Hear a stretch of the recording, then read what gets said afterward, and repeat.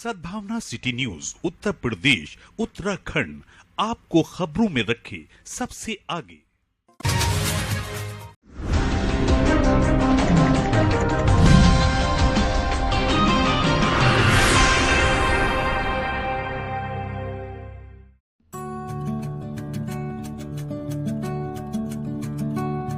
श्री राम कथा मंचन समिति लाजपत नगर के तत्वावधान में मर्यादा पुरुषोत्तम भगवान श्री राम की अनुकरणीय और आदर्श लीलाओं की प्रस्तुति स्वामी हीरालाल शर्मा के कुशल निर्देशन में श्री ब्रजधाम रामकृष्ण लीला संस्थान वृंदावन के कला योग द्वारा नवीन प्रसंग और आकर्षक दृश्यों और सुमधुर संगीत के साथ नारद मोह की लीला का मंचन किया गया।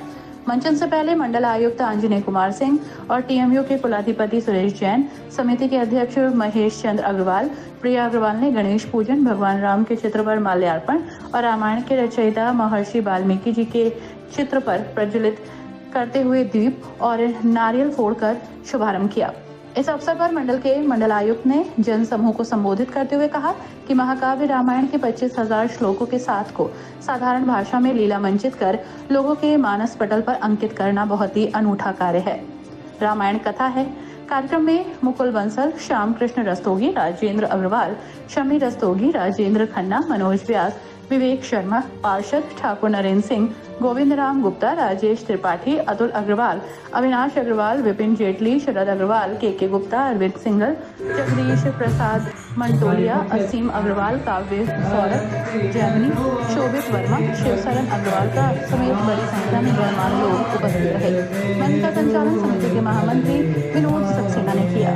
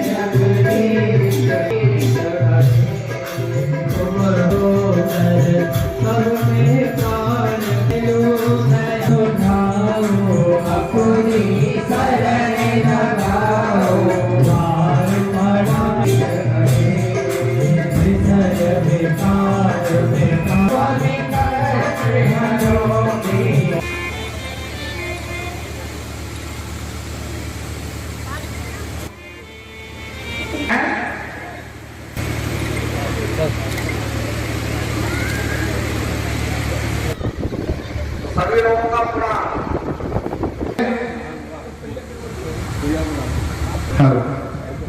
जय श्री राम। मंच पर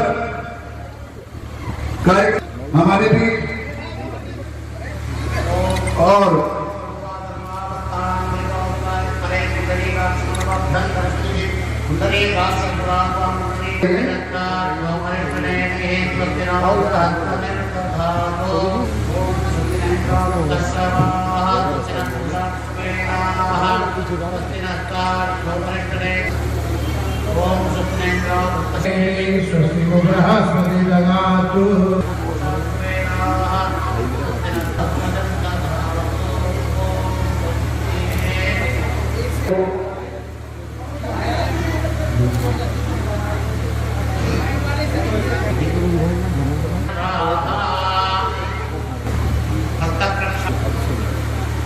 गोविंदार महाविष्णुवे महानंदनानो शरणनार शिवार्मः अच्युतार मंगलाचराक्षे ब्रह्मा दीपो ज्योतिराजः दीपो हरद पापसंसर्गक्षय द्वारा श्री परमेश्वर प्रीत मूर्ति में भार्गवने कंडे वेरोः क्षेमस्ते विनंद जीवते आर्यमण मरुण गोमत्पिनातरा वायुरत स्वस्ते स्वस्ति नैन्द्रो भुजेनाः स्वस्ति नस्तारणसहस्रभाग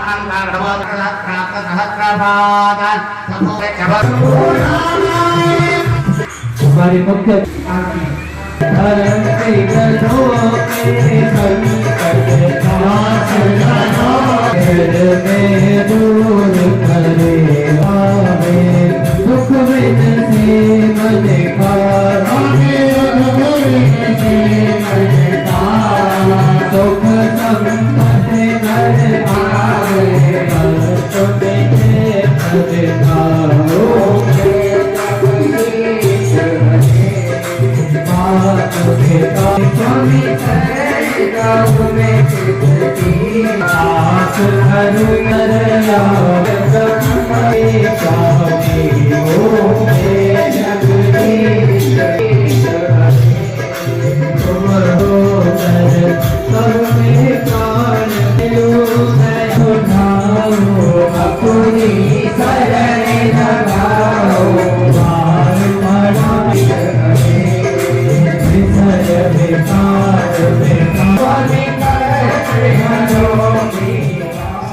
पदाधिकारीगण,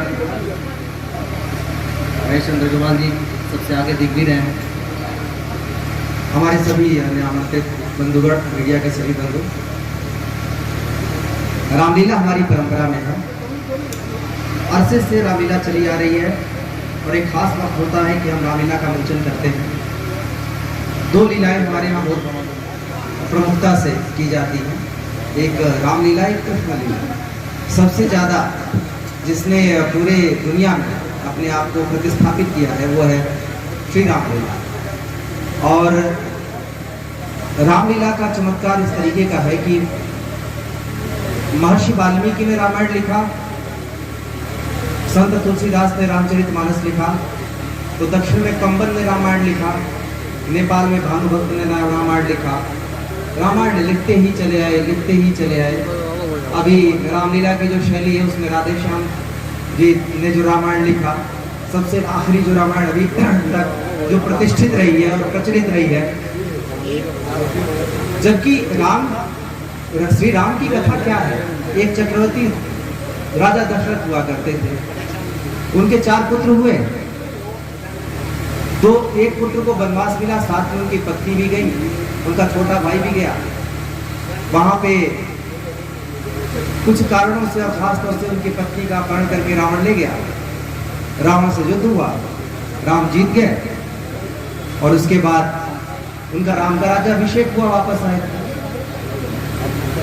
इसके अलावा कहानी में, कहानी के लिए अगर कहें तो बहुत सारी चीजें थोड़ी बहुत इधर उधर हो जाएंगी, पर सबने कहानी, मूल कहानी यही है। पर ये कहानी ऐसी है कि इस कहानी को लिखते रहे महर्षि वाल्मीकि, जो जिनको कि भगवान श्री राम का समकालीन माना जाता है, तब से लेकर, और ये कहानी लिखी जाती रही अनेक भाषाओं में, अनेक देशों में ये जाती रही, आज भी लिखी जा रही है।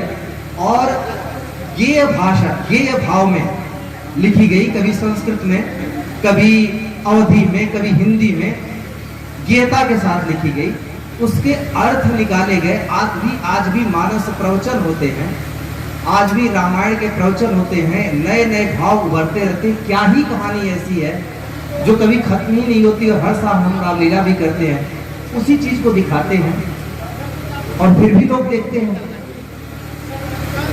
तो उसमें क्या है, ऐसी कहानी में क्या नई नई चीज आ जाती है। जब इस क्या नई चीज को देखेंगे तो आप देखिए, सनातन परंपरा में सबसे ज्यादा पूज्य देव रहे हैं शिव। शिव की पूजा लगभग सभी देवों ने की।